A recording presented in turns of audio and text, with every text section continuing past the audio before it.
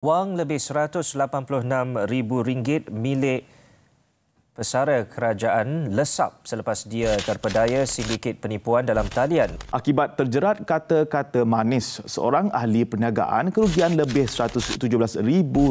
Seorang pensyarah wanita kerugian lebih RM500,000 selepas dipedaya sindiket penipuan melalui panggilan telefon. Penipuan dalam talian atau online scam bukan satu isu baru dalam negara. Anehnya saban tahun, semakin ramai mangsa yang terjerat dalam jenayah ini dan terpaksa menanggung kerugian sehingga ratusan ribu ringgit. Menurut Jabatan Siasatan Jenayah Komersial JSJK Bukit Aman, sebanyak 32,462 kes penipuan dalam talian dicatatkan bagi tempoh Januari hingga November tahun ini dengan nilai kerugian sebanyak 1.3 bilion ringgit. Jumlah itu menunjukkan peningkatan sebanyak 37.5% berbanding tahun sebelumnya, iaitu 23,608 kes dengan nilai kerugian 771.1 juta ringgit. Panggilan telefon merupakan saluran utama yang digunakan oleh skamer di Malaysia, iaitu 82.7%, diikuti sistem pesanan ringkas SMS 51.5% dan aplikasi mesej 42.9%. Terbaru, Cyber Security Malaysia mengeluarkan amaran berhubung aktiviti penyamaran melalui akaun WhatsApp. Pelaku menyamar sebagai individu dikenali mangsa sebelum menghantar satu pautan dan meminta mangsa untuk klik pada pautan tersebut. Mangsa kemudian akan kehilangan akses terhadap akaun WhatsApp sendiri sebelum identitinya disalahguna oleh penipu untuk menghantar mesej kepada kenalan mangsa yang lain. Kegiatan penipuan melibatkan teknik kandungan teks yang kononnya mangsa berada dalam situasi tertentu dan memerlukan bantuan atau pinjaman kewangan serta berjanji akan membayarnya kembali. Dalam situasi ini, kenalan mangsa yang terpedaya akan memberikan sejumlah wang bagi membantu rakan mereka yang kononnya berada dalam krisis kewangan.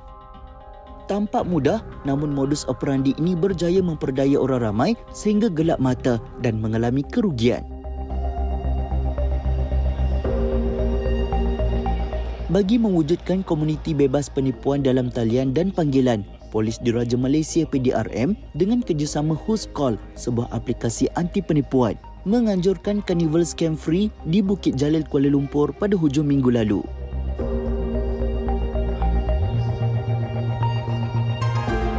Karnival ini turut meraihkan kejayaan besar usaha sama dua pihak tersebut untuk menyekat serta mengurangkan kadar menjawab panggilan penipuan dalam talian sebanyak 50% sepanjang tahun ini.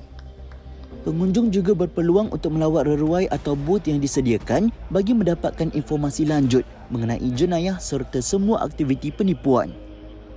Pengarah JSJK Bukit Aman, Komisioner Polis Datuk Seri Ramli Muhammad Yusof mengakui masih ramai rakyat Malaysia yang belum benar-benar cakna mengenai isu ini. Malah sifat tamak serta tidak berasa cukup menjadi faktor utama yang mengakibatkan mereka terjerumus dan menjadi mangsa. Faktor yang pertama saya rasa adalah kurang cakna ataupun dalam kata lainnya ignorant tentang apa yang berlaku di sekitar mereka. Yang kedua, of course, dalam isu-isu pelaburan dan sebagainya, maaf cakap, banyak juga yang melibatkan perasaan tamak haloba umpamanya. Berasa nak duit itu berkembang dengan cepat, nak kaya dengan cepat. Ini pun menjadi mangsa juga.